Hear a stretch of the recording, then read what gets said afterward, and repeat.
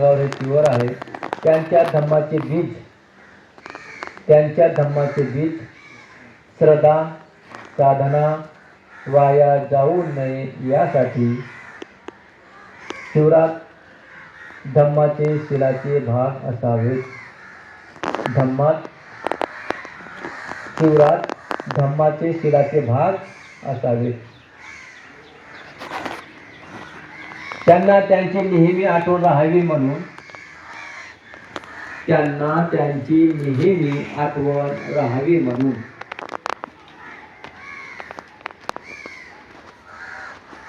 त्यांना त्यांची नेहमी आठवण राहावी म्हणून शिवराची रचना त्यांना त्यांची नेहमी आठवण राहावी म्हणून शिवराची रचना 10 तुकडे 4 कोपरे 8 पट्ट्या 10 तुकडे 4 कोपरे 8 पट्ट्या आणि शिवराचा रंग हा भगवा आहे आणि शिवराचा रंग हा भगवा आहे आणि शिवराचा रंग हा भगवा आहे. 10 तुकडे 4 कोपरे 8 पट्ट्या 10 तुकडे 4 कोपरे 8 पट्ट्या आणि शिवराचा रंग हा भगवा आहे. हा रंग त्यागाचा प्रतीक आहे. हा रंग त्यागाचा प्रतीक आहे. हा रंग त्यागाचे प्रतीक आहे. त्याला काशाही वस्त्रही म्हणतात. त्याला काशाही वस्त्र म्हणतात. काशाय वस्त्रही म्हणतात. काशाय वस्त्रही म्हणतात. चित्ताचे मळ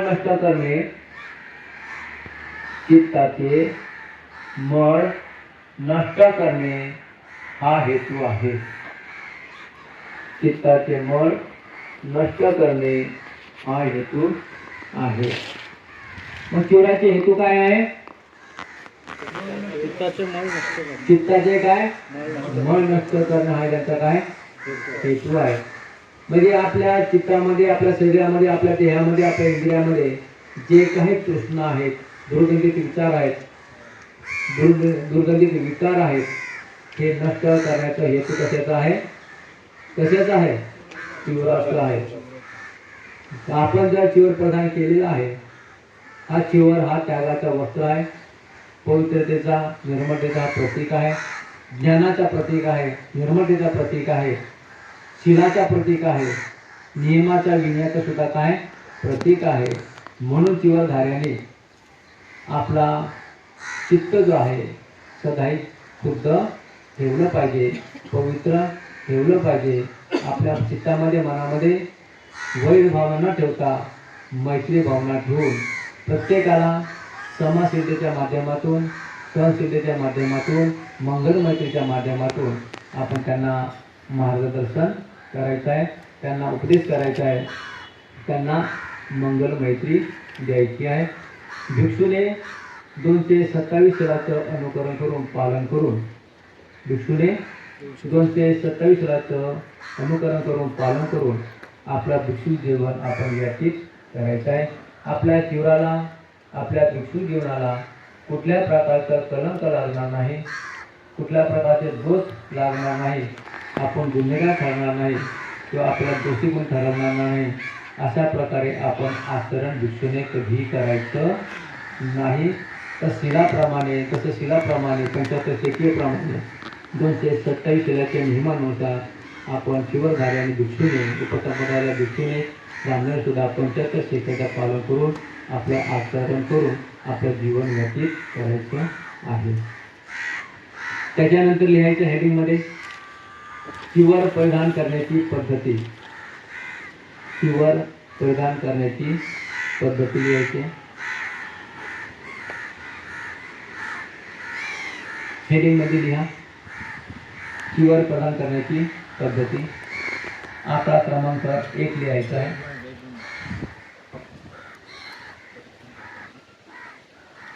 लिहिलं का? सांगू का? ओके.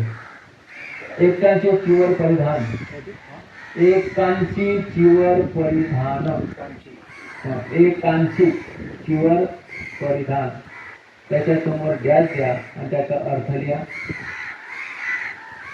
एकांची चिवर परिधान, त्याच्या समोर रेष द्या आणि त्याचा अर्थ लिहा.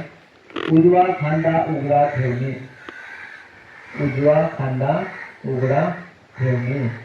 तुमचा कोणता खांदा उघडा आहे की डावा? डावा आहे की उजवा आहे? हा, त्याला काय म्हणतात? एकांची चिवर परिधान.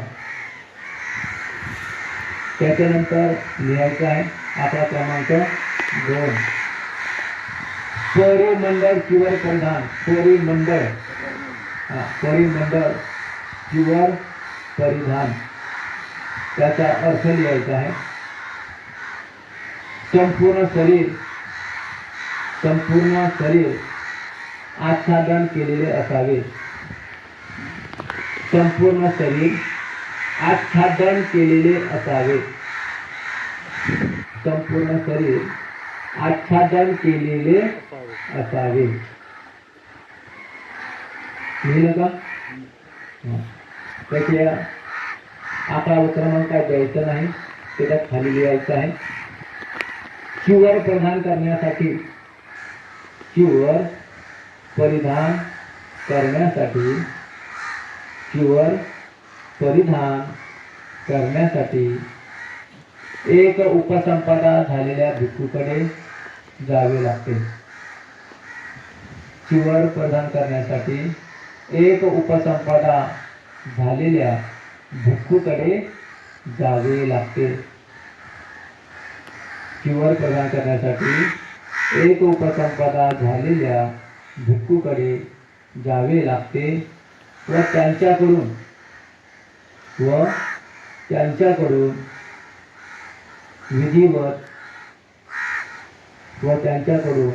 विधिवत घ्यावे लागते. व त्यांच्याकडून विधिवत चिवर घ्यावे लागते. व त्यांच्याकडून विधिवत चिवर घ्यावे लागते. काल तुम्ही आला होता त्यावेळेस मी तर उपस्थित झाला, त्यावेळेस तुमच्या अंगावरती कुठले वस्त्र होते? कुठले वस्त्र होते? सफेद वस्त्र होते, अनेक रंगाचे वस्त्र होते. तुम्ही मुंडन केलेला होता, पण तुमच्या अंगावरती काचे वस्त्र होते का? नाही. मग तुम्ही आल्यानंतर विनंती केली. काय केली तुम्ही? विनंती केली. तुमच्या विनंतीला मी स्वीकार केलं आणि स्वीकार करून विधिवत तुमच्या अंगावर का दिलेले आहेत? चिवर दिलेले आहेत. असे डायरेक्ट दिले का? विधिवत आहे की नाही? अशा प्रकारे मग कोण देतात? ज्यांची उपसंपदा झालेली आहे, ज्याची काय झालेली आहे? उपसंपदा झालेली आहे, त्या भिक्षूला चिवर देण्याचा अधिकार आहे. बाकी कोणा सामनेरांना उपसंपदा झालेली नाही अशा उपसंपदांना, अशा भिक्षूंना चिवर देण्याचा अधिकार नाही. सामान्य जीवनामध्ये जीवन जगत असताना तो 15 वर्षाचा असेल, 20 वर्षाचा असेल, 10 वर्षाचा असेल, 5 वर्षाचा असेल, 2 वर्षाचा झाला असेल, 20 वर्ष झाला असेल, पण त्याची उपसंपदा झालेली नाही, तो सामनेरच आहे. अशा 20 वर्षात जरी सामनेर असला, 10 वर्षात जरी सामनेर असला, तरी सुद्धा त्याला चिवर देण्याचा अधिकार नाही. ज्याची उपसंपदा झालेली आहे, तो 1 वर्ष झाला असेल, 1 महिना जरी झाला असेल, तरी सुद्धा उपसंपदेत भिक्षूला चिवर देण्याचा काय आहे? विनय आहे, नियम आहे, हा अधिकार आहे.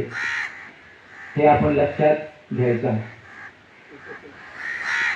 त्याच्यानंतर उपसंपदा विधी जे आहे, गुरुच्या काळामध्ये आपल्या गुरुची सेवा 20-20 वर्ष करायची. किती वर्ष? 20 वर्ष, 10 वर्ष, 10 वर्षानंतर, 20 वर्षानंतर ते गुरु त्यांच्या शिष्याची उपसंपदा विधी पार पाडत होते. किती? 10 वर्षानंतर, 20 वर्षानंतर. आताच्या काळामध्ये, आताच्या नियमानुसार काळ बदलत चाललेला आहे.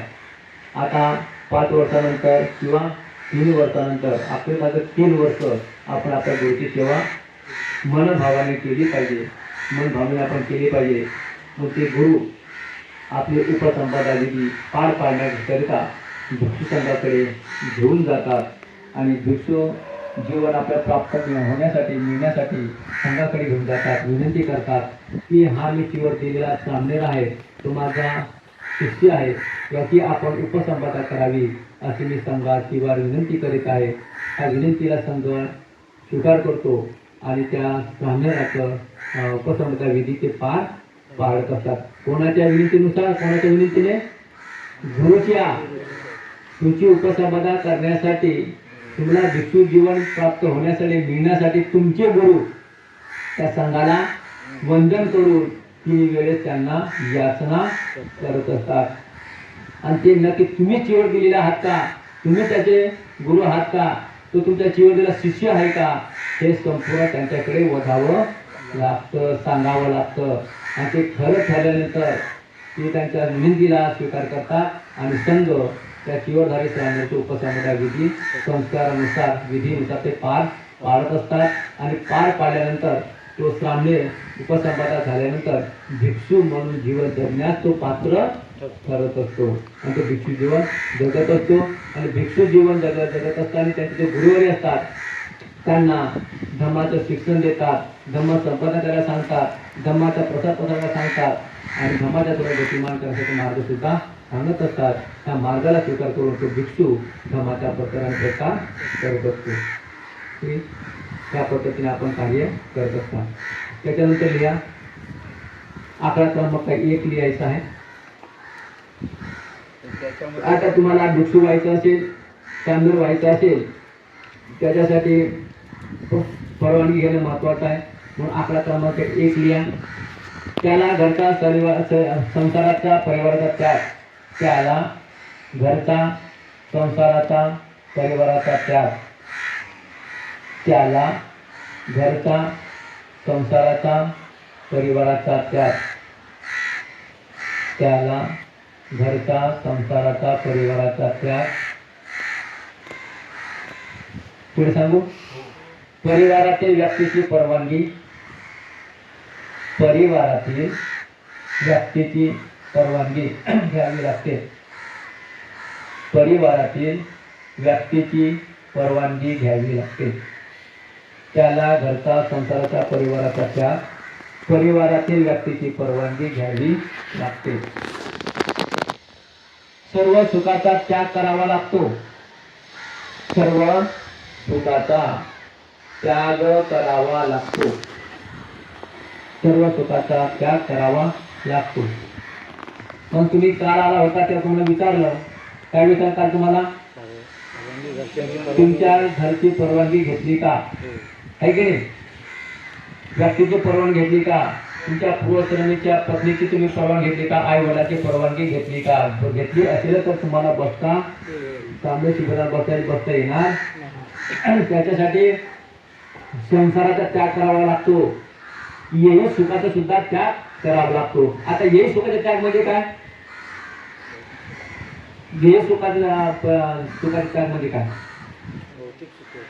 जो तुमचा संसारिक सुख आहे, पती पत्नीचा सुख आहे की नाही, धनसंपत्तीचा सुख आहे, धनदौलतीचा संपत्तीचा जो सुख आहे, या सर्वांना काय करावं लागतो? म्हणजे तुम्हाला निर्धन बनावं लागतं. काय बनावं लागतं? निर्धन. निर्धन म्हणजे काय? कुठल्या प्रकारचे धन तुम्हाला वापरता येत नाही. सोनं नाणं चांदी हिरे मोती माणिक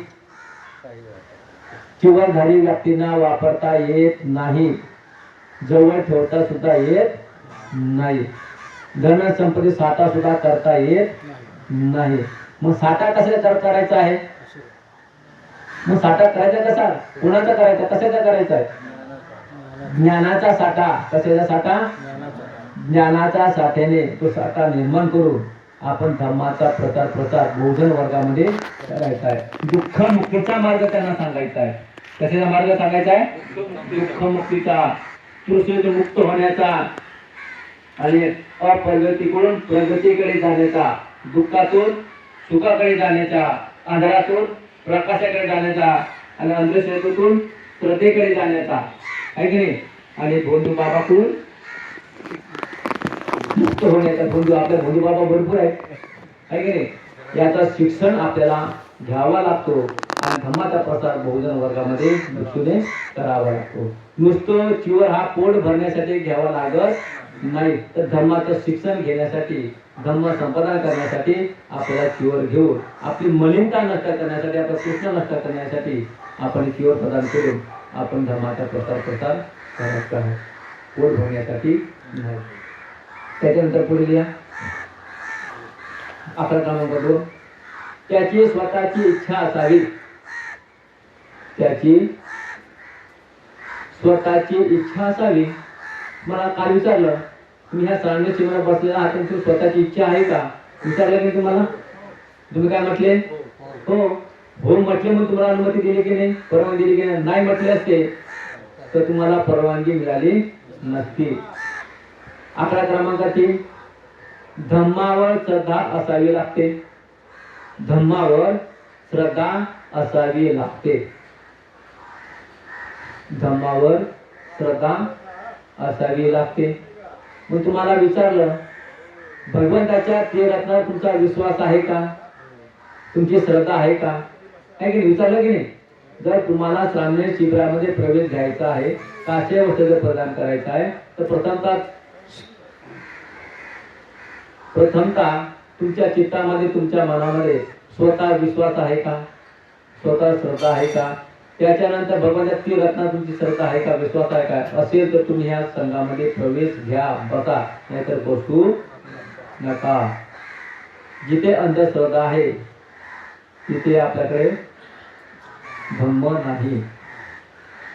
जिथे बुद्ध आहे, जिथे श्रद्धा आहे तिथे बुद्ध आहे, तिथे बुद्ध आहे तिथे श्रद्धा आहे. त्याच्यानंतर लिहा 11 क्रमांक 4. तो शरीराने अपंग नसावा, तो शरीराने अपंग नसावा, तो शरीराने अपंग नसावा. तिथे दिसतं काय तिथे चालू,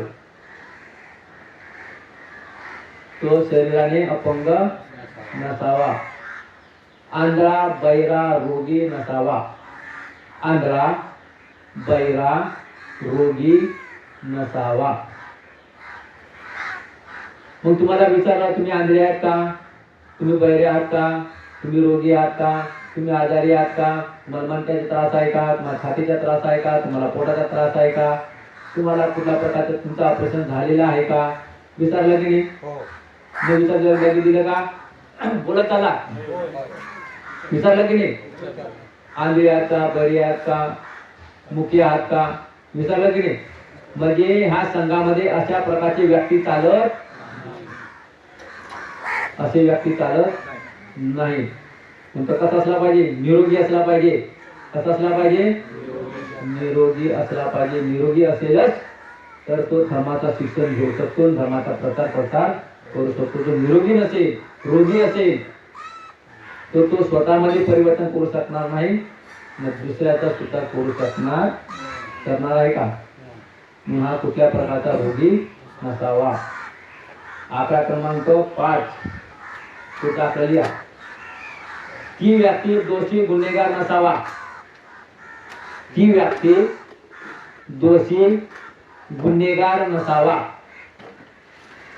ती व्यक्ती दोषी गुन्हेगार नसावा. खुनी नसावा, खुनी नसावा, खुनी नसावा. व्याभिचारी नसावा, व्याभिचारी, तो व्याभिचारी नसावा. व्यसनी नसावा, व्यसन करणारा, आपण अंबल म्हणतो, है की नाही. व्यसनी नसावा. त्याच्यावर चोरीचा आरोप नसावा, ती व्यक्ती दोषी गुन्हेगार नसावा, तो खुनी नसावा, तो व्याभिचारी नसावा, तो व्यसनी नसावा आणि त्याच्यावर चोरीचा आरोप नसावा. तुम्हाला काय विचारलं की नाही, तुम्ही गुन्हेगार आहात का, तुम्ही खून केलेला आहे का, तुम्ही हत्या केलेली आहे का, तुम्ही व्याभिचार केलेला आहे का, तुम्ही कुठल्या प्रकारे व्यसन करत आहात का, तो करत होते का, तो करणार नव्हते का, असं विचारलं नाही तुम्हाला. मग सगळे तुम्ही विचारांतर तुम्ही काय का नाही आम्हाला कुठलाही आपल्याकडे गुन्हा नाही, आम्ही कुठल्या प्रकार फोन केलेला नाही, आम्ही काही व्यभिचारी नाही, आम्ही काही चोर नाही, आम्ही काही व्यसनी नाही, म्हटले की नाही? हे सर्व तुम्हाला विचारल्यानंतर तुम्ही व्यवस्थित सांगितल्यानंतर मी काय केला, होकार दिले आहे आणि त्याच्यानंतर तुम्हाला विधिवत चिवर दिलेली आहे. म्हणजे संघामध्ये हा चिवरधारी अशा प्रकारचा गुन्हेगार नसा. कुठल्या प्रकारचे गुन्हेगार? कुठल्या प्रकारचे गुन्हेगार सांगा? खून करणारा आहे, हत्या करणारा आहे. व्यभिचारी म्हणजे काय? कुठल्याही माता भगिनीवर वाईट नजर ठेवून, वाईट वासना निर्माण करून त्याच्यावर, त्या मातेवर अन्याय अत्याचार करणारा नसावा. आपण भिक्षू आहोत. आपण कोण आहोत? भिक्षू आहोत, सामनेर आहोत, भिक्षू आहोत. भिक्षूची दृष्टी कशी असली पाहिजे? निर्मळ असली पाहिजे, शुद्ध असली पाहिजे, पवित्र असली पाहिजे. आणि त्या स्त्रीकडे बघत असताना, त्या मातेकडे बघत असताना, भगिनीकडे बघत असताना ती लहान असेल. कोण आहे? लहान आहे. ती माझी त्या मुलीप्रमाणे आहे. कोणाप्रमाणे आहे? तिच्यापेक्षा मोठी असेल ती माझ्या भगिनीप्रमाणे, बहिणीप्रमाणे आहे. कोणाप्रमाणे आहे? बहिणीप्रमाणे आहे. तिच्यापेक्षा मोठी असेल, एक मावशी म्हणतो, त्या मावशीप्रमाणे आहे. तिच्यापेक्षा मोठी असेल आईप्रमाणे आहे. आणि तिच्यापेक्षा मोठी असेल तर आजी, याप्रमाणे आपल्याला नात्यामध्ये आहे. असं ह्या दृष्टीने आपण जर पाहिलं आणि शुद्ध भावनेने, शुद्ध विचाराने, पवित्र विचाराने त्याच्यासह आपण काही गोष्टी म्हणजे आपण संबंध ठेवले आहे की नाही, तर आपल्या चित्तामध्ये, इंद्रियामध्ये जो काम वासनेचा जो प्रकार आहे तो निर्माण होत नाही आणि आपल्याकडून कुठल्या प्रकार बलात्कार होत नाही आणि आपण चिवरधारी कलंकित ठरत नाही. काही बुवा बाबा आता बघा चिवरती आहे की नाही, आता आपण नाव घेत नाही पण बघा भोंदू बाबा, अरे तुमच्या अंगावरती काय आहे? काशे वस्त्र आहे. काशे वस्त्र हा त्यागाचा प्रतीक आहे. हा त्यागाचा प्रतीक हा तुम्ही तुमच्या चित्तामध्ये निर्माण करायचा आहे. जरी माझ्या अंगावरती काय आहे? काशे वस्त्र आहे. मी सुद्धा एक जनतेचा, समाजाचा, भोजन वर्गाचा गुरु आहे. कोण आहे? गुरुचं आणि शिष्याचं नातं काय असतं हे कोणी जाणलं पाहिजे? गुरुने जाणले पाहिजे. उपासक उपासिका चुकलं तरी चालेल पण गुरुने कधी चुकू नये. त्यांची भावना झाली असेल, भावना आहेत, पण आपण समजून सांगायचं आहे. आपण काय समजून सांगायचं आहे? हे माते, हे भगिनी, तू माझी कोण आहेस? माता आहेस, भगिनी आहेस. फक्त पत्नीचं नातं सोडून, कुठलं नातं सोडून? पत्नीचं नातं सोडून सर्व नाते आपल्यामध्ये निर्माण होतात, निर्माण आहेत, निर्माण करता येतात. आपलं नातं आहे फक्त पत्नीचं नातं सोडून सर्व नाते आपल्यामध्ये आहेत. तू माझी आता कोण आहेस? माता आहेस, भगिनी आहेस. कुठल्या प्रकारे माझी, अशा प्रकारची तू नातीची, तू माझी पत्नी, म्हणजे नातं आपलं नाही असं तिला सांगावं लागतं. पण तुमच्या मनामध्ये, चित्तामध्ये जर वासना निर्माण झाली तर आपल्या ह्या शिवधारी व्यक्तीचा काही जीवन व्यवस्थित नाही. म्हणून आपल्या चित्तामध्ये अशा प्रकारचं मलिनतेचं, अकुसकर्माचं, विचाराचं, मलिनतेचा आपण विचार निर्माण करायचे नाही. ते मातेकडे बघत असताना आपण सम्यक दृष्टीने बघायचं आहे, निर्मळ दृष्टीने बघायचं आहे आणि तिच्यासोबत आपण वार्ता करायची. म्हणजे तिच्या मनामध्ये जर जास्त भावना निर्माण झाली तर तिच्यापासून आपण लांब व्हायचं, तिच्यापासून लांब व्हायचं, दूर व्हायचं, जवळ जायचं नाही. आणि तिच्या हातचे सुद्धा आपण काही गोष्टी लवकर स्वीकार करायच्या सुद्धा नाही. तिला अतिशय चांगल्या पद्धतीने ह्या शरीराचं संपूर्ण माहिती तिला द्यायची. हा शरीर कशाने बनलेला आहे, हा शरीराचा उपयोग काय, तुझं माझं नाटक आहे हे मंगलमय तुला समजून देऊ, तुझं माझं नाटक हे समजून त्यांना सांगायचं आहे. आणि त्या जो वासना तिच्या चित्तामध्ये निर्माण झाली ती नष्ट करण्याचं काम कोणाचं आहे? भिक्षूंचं आहे. आपल्याही मनामध्ये वासना निर्माण करायची नाही आणि त्या मातेच्या चित्तामध्ये वासना निर्माण करायची नाही आणि दोघांनी सुद्धा गुरुच्या नात्याला ना शिष्याच्या नात्याला कलंक लागेल, दोष लागेल अशा प्रकारचं आपण कृत्य करायचे नाही. तर काही आहेत भोंदू बाबा, ते नातं काही पाहत नाही आणि आपल्यामध्ये अंधश्रद्धा भोंदूगिरी निर्माण करतात. जो आपल्या भिक्षूवरती गुरुची श्रद्धा असते ते नाहीसे करत असतात. तसं आपल्या भिक्षूचं जीवन नाही. संन्यासी आणि भिक्षू यांच्यातील फरक जनतेला कळावं म्हणून भगवंतांनी ही शिवराची रचना आपल्या धर्माच्या तत्वाप्रमाणे शिलाप्रमाणे केली आहे. ते आपण लक्षात घ्यायचं. त्याच्यानंतर लिहा, राज दरबारी नोकरीला नसावा. राज दरबारी नोकरीला नसावा. राज दरबारी नोकरीला नसावा. सैनिक नसावा.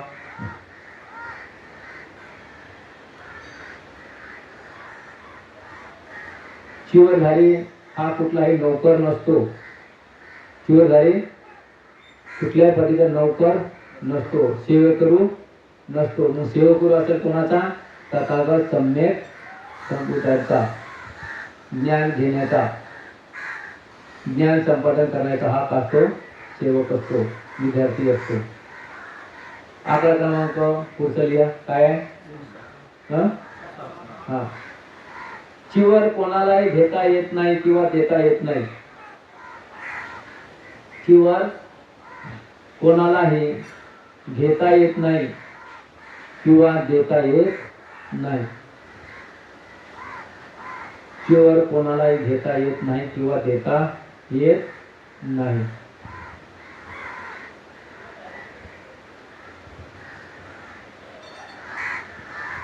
उपसंपदा झालेल्या भिक्षूकडून विधिवत चिवर घ्यावे लागते. उपसंपदा झालेल्या भिक्षूकडून विधिवत चिवर घ्यावे लागते. उपसंपदा झालेल्या भिक्षूकडून विधिवत चिवर घ्यावे लागते व चिवर उतरून पुन्हा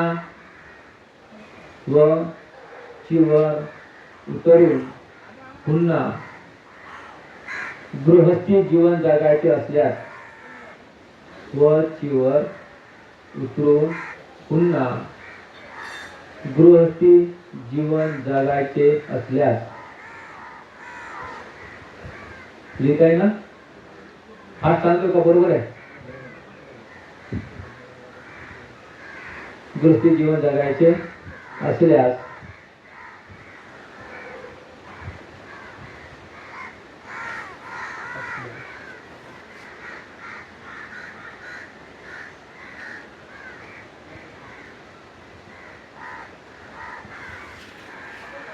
गृहस्थी जीवन जगायचे असल्यास तशी विनंती करावी. तशी विनंती भिक्षूकडे करावी. तशी विनंती भिक्षूकडे करावी व त्यांच्याकडून विधिवत चिवर उचलावे लागते. व त्यांच्याकडून विधिवत चिवर उचलावे लागते.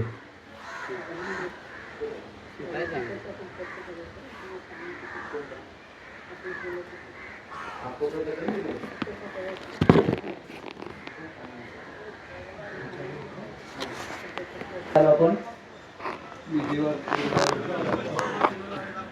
विधिवत चिवर उचलावे लागते व त्यांच्याकडून त्रिसर पंचशील घेऊन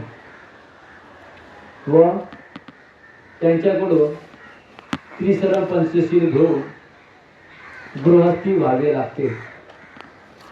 व त्यांच्याकडून त्रिसरण पंचशील घेऊन गृहस्थी व्हावे लागते.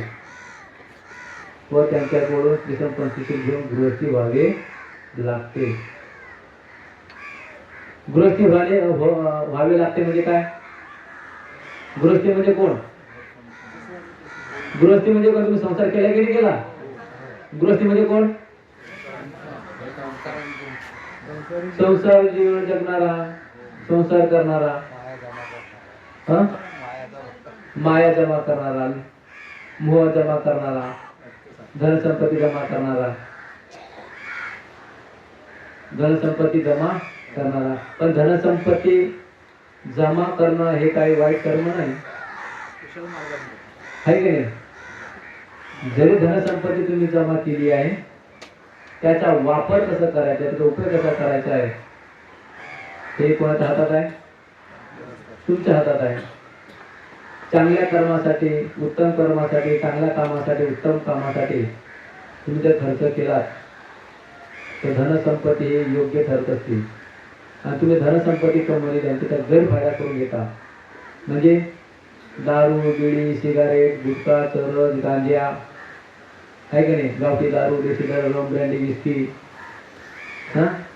त्याच्यानंतर गुटखा, तंबाखू, बिडी, सिगारेट, गांजा, चरस, अफम, जुगार, नाटक, तमाशे, याच्यावर तू पैसे करत असतात. धनसंपत्तीचा उपयोग आहे का? कमाल का उपयोग आहे का?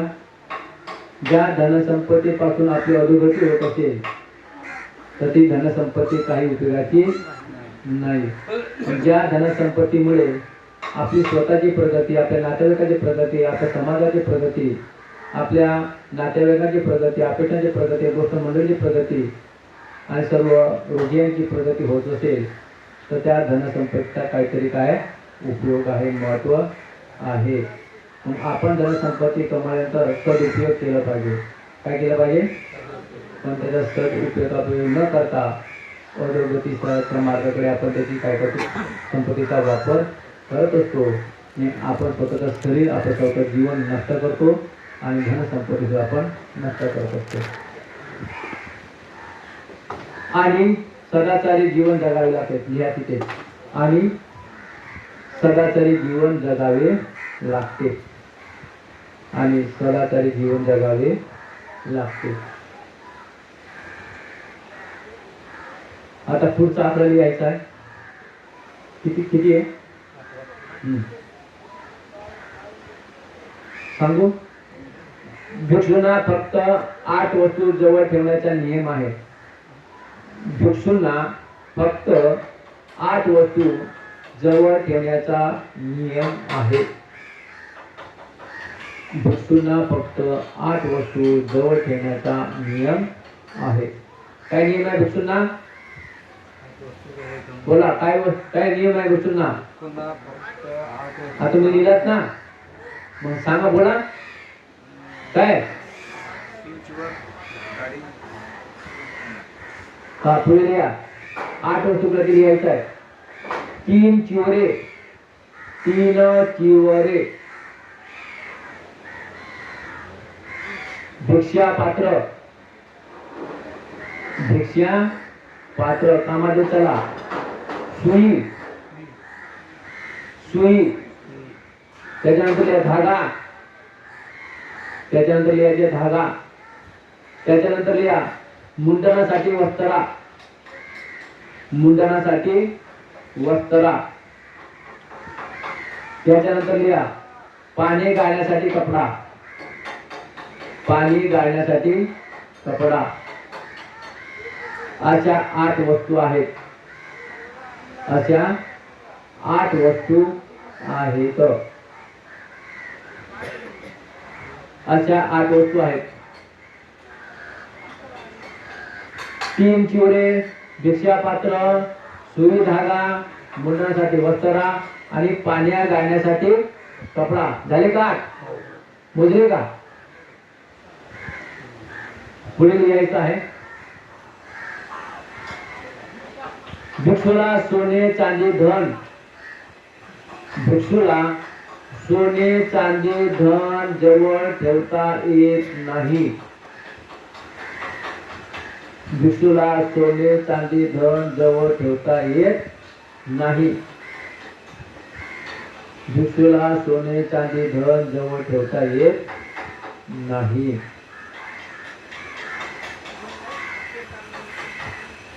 आता काही संन्यासी आहेत, ऐकले? संन्यासी, संन्यासी काय करतात? संन्यासी काय करतात? काय करत नाही? अरे बोला काय काय करतात संन्यासी? धन जमा करतात. पण धन कसे जमा करतात? सोने चांदीचा आहे की नाही? त्यांच्या कानामध्ये बघा सोन्याचे काय असतात? बोलत काय असतात सोन्याच्या? हा आहे की नाही? चांदीचे पण असतात. पायामध्ये हातामध्ये कडे असतात. बोटामध्ये सोन्याच्या अंगठ्या असतात. चांदी सुद्धा अंगठे असतात. हिऱ्या मोठे सुद्धा असतात. हिऱ्या गळ्यामध्ये मोठे मोठे सोने असतात. सोन्याच्या माळा असतात. ते संन्याच्या मध्ये आहे. पण भिक्षूला अशा प्रकारचा जीवन जगता येत नाही. ते धनापासून संसारापासून अलिप्त आहेत. देह सुखापासून काय अलिप्त आहेत. पण हे संन्यासी आहेत. स्वतःला बाबा म्हणतात, साधू म्हणतात. ते साधू सारखं जीवन जगत नाही. साधूच्या विरुद्ध जीवन ते जगत असतात. ते काही संन्यासी धनाचा लोभ टाकून, संपत्तीचा लोभ टाकून आपल्या भगिनींना, माता भगिनींना फसवत असतात. महिलांना फसवतात की नाही?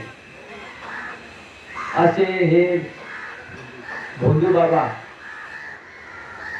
भोंदू संन्यासी काही उपयोगाचे नाही. याच्यापासून आपण लांब असलं पाहिजे.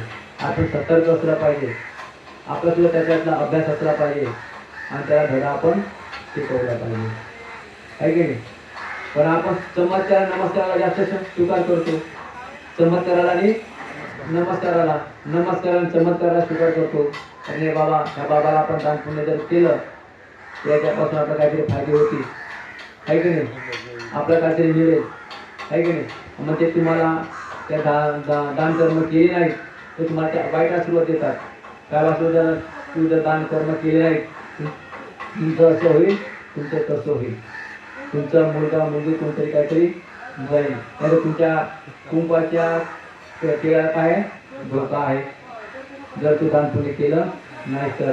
मग आपली माता भगिनी घाबरते. नाकातलं असेल, कानातलं असेल, गळ्यातलं असेल, सोडून असेल त्याला घेऊन टाकते. आणि ती निर्धन होते, ना धनवान होते. आणि तो बाबा ओढलेला आहे का?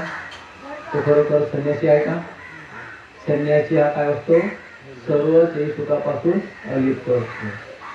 मग तो अलिप्त आहे का? अशा बाबाच्या जवळ जाणं, त्यांच्या संगत करणं हे काय आहे? अकुशल कर्म आहे, धोकादायक आहे. म्हणून अशा लोकांची आपण संगत करायची नाही.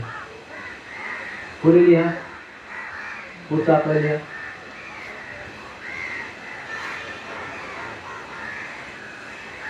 भिक्षूंसाठी उपसंपदा झालेल्या भिक्षूसाठी 227 शिले असतात. उपसंपदा झालेल्या भिक्षूसाठी 227 शिले असतात.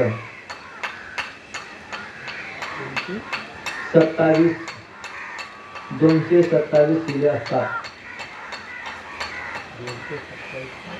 शिले असतात. शिले असतात. भिक्षुणीसाठी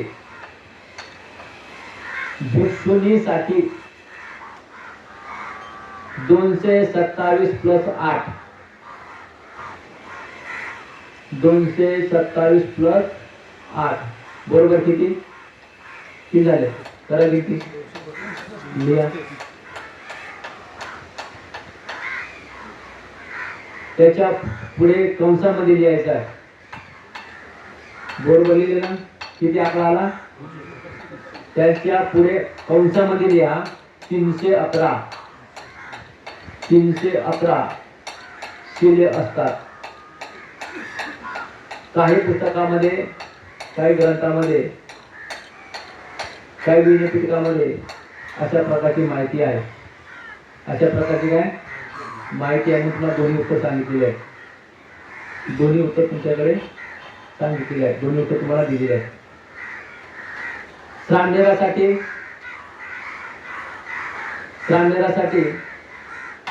दशशील 75 शेकी असतात. आता तुम्ही कोण आहात? तुम्ही कोण आहात? जोरात बोला. तुम्हाला किती आहेत? दशशील आणि 75 शेकिया. 75 शेकिया तुम्हाला सकाळी दिल्या ना? 75 शेकिया काल काल आहे की नाही? दिल्या की नाही दिल्या? बोलत चला. बोला हाय ना, दिल्या का नाही? एवढं बोलायचं फक्त, पुढच्या बाकी नंतर बोलायचं नाही.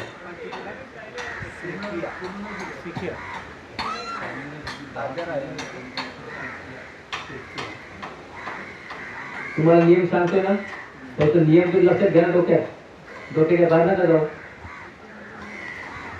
तुम्हाला किती शिले असतात? दशशील आणि हेच आपल्या माइंड मध्ये घ्यायचं आहे. काय माइंड मध्ये घ्यायचं आहे? आम्ही सामनेर आहोत. आम्हाला सामनेरांना दशशील आणि 75 शेकिया आहेत आणि त्याचं आम्हाला काही दिवस काय करायचं आहे? पालन करायचं, अनुकरण करायचं आहे. हे आपण लक्षात घ्यायचं आहे. उपासकासाठी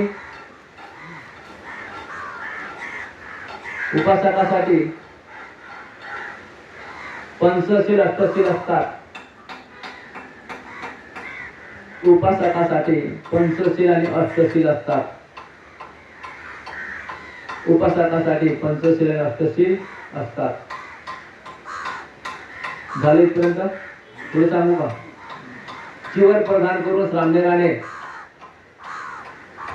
चिवर परिधान करून सामनेराने चिवर परिधान करून सामनेराने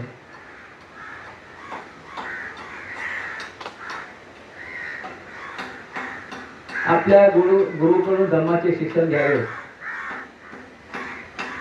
आपल्या गुरुकडून धम्माचे शिक्षण घ्यावे. आपल्या गुरुकडून धम्माचे शिक्षण घ्यावे. पुढे उपसंपदा झाल्यावर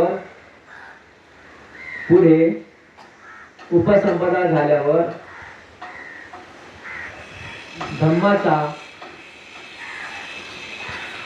प्रचार करावा. प्रसार आणि प्रचार दोन शब्द आहेत. प्रसार आणि प्रचार करावा. प्रसार आणि प्रचार.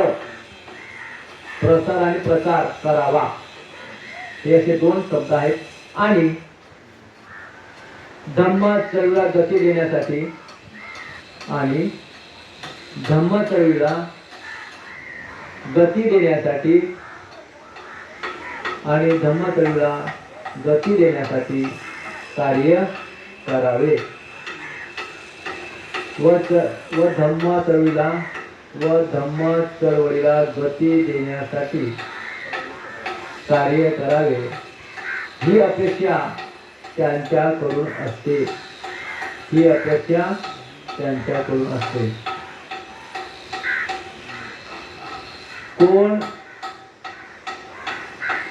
कोणाची अपेक्षा करतात? की आपल्याकडून धम्माचं कार्य करावं व्हावे. कोण अपेक्षा करतात? भिक्षूकडून धम्माचा प्रसार व्हावा अशा अपेक्षा कोणाच्या असतात? कोणाच्या असतात? कोणाच्या असतात? बहुजन वर्गाचे असतात, जनतेचे असतात, उपासिकांचे असतात. आता तुम्ही भिक्षू म्हणून जीवन एका गावामध्ये तुम्ही गेले, एका विहारामध्ये गेले आहे की नाही? आणि त्या विहारात गेल्यानंतर नुसते तिथे बसूनच राहतात. आणि ते उपासक जे भोजन तेच ग्रहण करतात, तिथेच राहतात, कुठे जातच नाही विहार सोडून. आणि ते उपासक काय म्हणणार तुम्हाला? मग काय म्हणणार ते? म्हणजे जे तुम्ही चोरपणा केल्यापासून तर आल्यापासून तुम्ही धमाचा प्रसार करतच नाही. तुम्ही धमाचा प्रसार केला पाहिजे, प्रचार केला पाहिजे, चारिका केली पाहिजे असे म्हणत नाही का? कोण म्हणतात असे? कधी म्हणतात? काय की नुसतं आपण पोट भरण्यासाठी आपण बसलो तर भिक्षूचं काम नुसतं पोट भरण्यासाठी आहे का? म्हणजे भिक्षूने चारिका करून जो काही आपल्याला भोजन प्राप्त होतो ते ग्रहण करून त्या ग्रहणाच्या माध्यमातून आपल्याला शरीरामध्ये बल शक्ती उष्णता निर्माण होते, आपल्या जीवनदान मिळतो. त्या जीवनदानाचा उपयोग सत्कर्मासाठी कुशल कर्मासाठी धर्माच्या प्रसारासाठी आणि धर्माच्या तुला गतिमान करण्यासाठी कार्य करण्यासाठी आपण तो खर्च करावा. नुसतं भोजन देऊन एका ठिकाणी बसण्यासाठी कार्य करायचं उपयोग करायचा नाही. पण कोणी करतात, कोणी करतात. अशा प्रकारचा भिक्षू जीवन काही उपयोगाचा, पोट भरून भिक्षू जीवन काही उपयोगाचा नाही. जर आपल्याला एखाद्या उपासकाने भोजन दिलं नसेल तर ज्या दिवशी आपलं भोजन मिळालं नसेल तर आपण आपल्या शरीरामध्ये तृष्णा निर्माण करायच्या नाही. आपण संतुष्ट असलं पाहिजे, समाधानी असलं पाहिजे. पाणी पिऊन पाणी ग्रहण करून आपण तो दिवस आपण व्यतीत केलं पाहिजे. एखाद्या उपासकाने आपलं भोजन काम दिलं नाही म्हणून त्याला आपण नाव ठेवायचे नाही, त्याला दोष द्यायचे नाही. काही आपले पण दोषी असू शकतात, आपले सुद्धा दोष असू शकतात. आपण आपले दोष शोधायचे आहे. मला आज का भोजन मिळालं नाही, आज मला कोणी का विचारलं नाही, मला नाश्त्याला का विचारलं नाही, फळाला का विचारलं नाही, भोजनाला का विचारलं नाही. हे स्वतःचा शोध आपण स्वतःनेच घ्यायचं आहे. कधी कधी उपासक सुद्धा चतुर आहेत, हुशार आहेत, ते अभ्यासक आहेत. त्यांना गोष्टी करता समजतात भिक्षू जीवन काय आहे, भिक्षून काय केलं पाहिजे आणि काय केलं नाही पाहिजे यांचा सुद्धा ते स्टडी आहे, त्यांचा सुद्धा अभ्यास आहे. म्हणून आपण सतर्क असलं पाहिजे. आपण कसं असलं पाहिजे, जागृत असलं पाहिजे. सदाही आपण चालता उठता बसता खाता पिता आपण जागृत असलं पाहिजे, सावधान असलं पाहिजे आणि शिलानुसार आपण आपलं भिक्षू जीवन व्यतीत केलं पाहिजे. निस्वार्थ मनाने काय कसे करायचे, निस्वार्थ मनाने हे लक्षात आपण घ्यायचं आहे. पुढे लिहा हेडिंग मध्ये भिक्षू संघाची स्थापना. आता थोडं राहिलं आपलं काम चालू केलं, कामाला आपण या पुढचं आहे भिक्षू संघाची स्थापना. खाली हेडिंग लिहिलं, त्याच्या खाली लिहायचं आहे भगवान बुद्धांनी भिक्षू संघाची स्थापना. भगवान बुद्धांनी भिक्षू संघाची स्थापना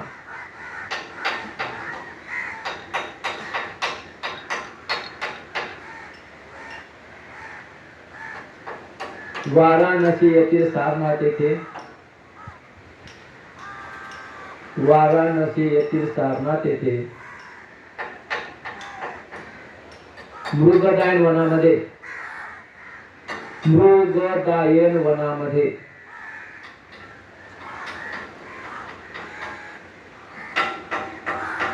इसवी सन पूर्व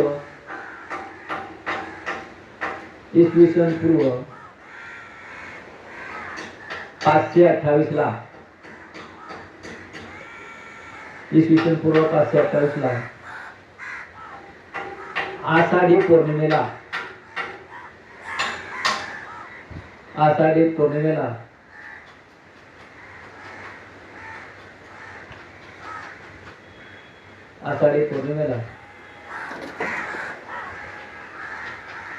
भिक्षू संघाची स्थापना केली आहे.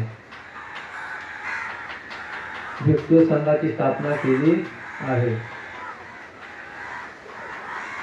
भिक्षू संघाची स्थापना केली आहे. त्या संघात पहिले 5 परिव्राजक होते. त्या संघात पहिले 5 परिव्राजक होते. त्या संघामध्ये पहिले 5 परिव्राजक होते. 5 परिव्राजक होते. एक नंबर या कोंडिन्य,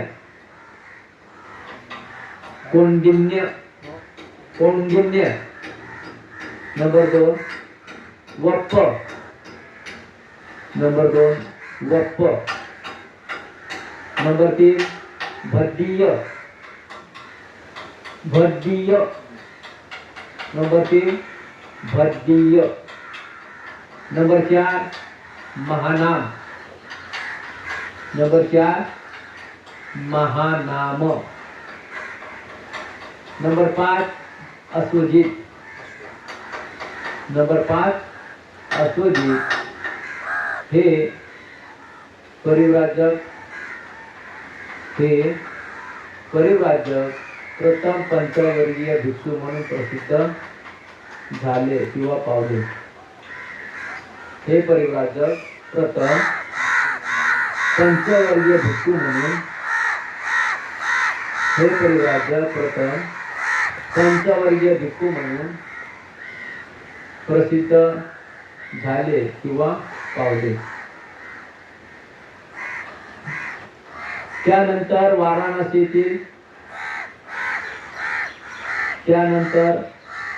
वाराणसीतील एक श्रीमंत व्यापाराचा मुलगा. त्यानंतर वाराणसीतील एक श्रीमंत व्यापाराचा मुलगा यश. त्यानंतर वाराणसीतील एक श्रीमंत व्यापाराचा मुलगा यश वयाने तरुण हा 6वा भिक्षू झाला. वयाने तरुण हा 6वा भिक्षू झाला. पाठीमागचे जो संघ आहे ते लिहितात का? गोष्टी तुम्हाला ऐकायला येते का? लिहिताय सर्व? हा 6वा भिक्षू झाला. त्यानंतर त्याचे 4 मित्र. त्यानंतर त्यांचे 4 मित्र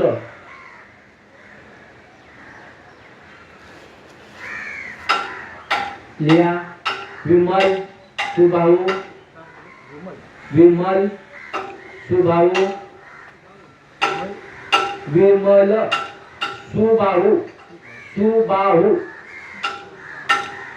पूर्णजीत. त्याच्यानंतर पूर्णजीत. आणि चौथा आहे गवनपती. गवनपती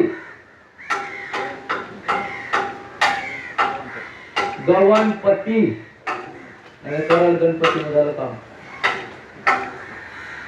आहे की नाही? असं काही लिहू नका. 4 झाले ना? आता काय लिहिलं तुम्ही? विमल लिहिलं का? सुभाऊ लिहिलं का? पूर्णजीत लिहिलं का? आणि शेवटी काय सांगितलं? आता शेवटी काय सांगितलं? झाले? किती झाले? नक्की मला माहिती लिहिलं ना?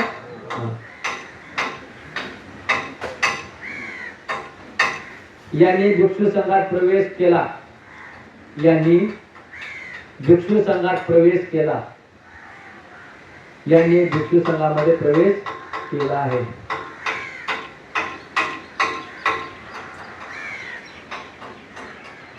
त्यानंतर एकूण अक्षर आखली लिहू नका, अक्षरामध्ये लिहायचंय. त्यानंतर एकूण 60 भिक्षू झाले. अक्षरे लिहा, आकडी नाही. त्यानंतर एकूण 60 भिक्षू झाले आणि भगवान बुद्ध एक सटावे.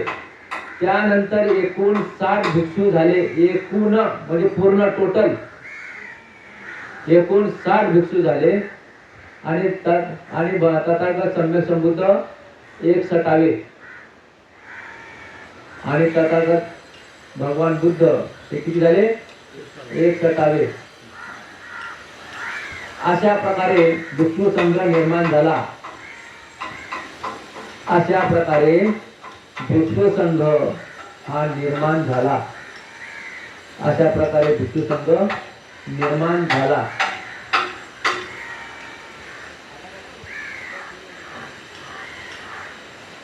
3 महिने वर्षवास 3 महिने वर्षवास सारनाथ येथे केल्यानंतर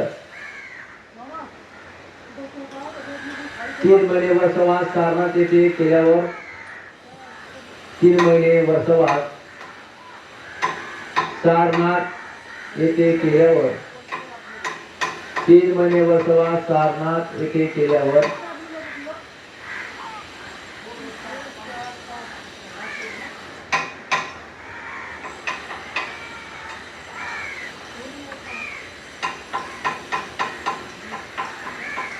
अश्विन पौर्णिमेला तो भिक्षू संघ अश्विन पौर्णिमेला तो भिक्षू संघ अश्विन पौर्णिमेला तो भिक्षू संघ धम्म प्रचारासाठी निघाला.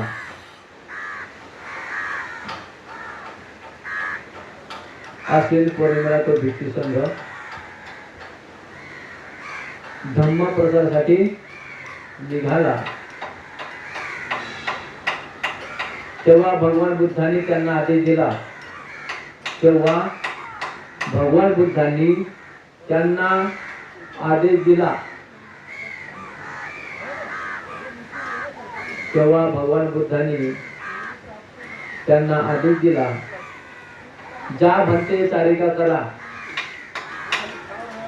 जा भन्ते चारिका करा. बहुजन हिताय चारिका करा.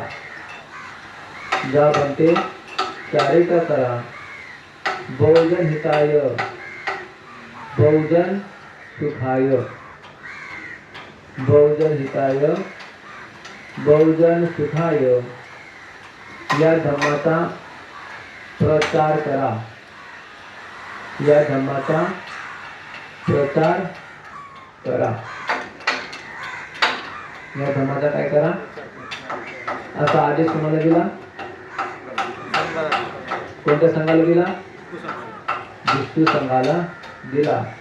आणि संघ हा धम्माचा प्रचार करायला निघाला. अशा प्रकारे जो आपला आजचा विषय होता. कोणता विषय होता? चिवराचे महत्व आणि परिधान करण्याची पद्धत आहे की नाही.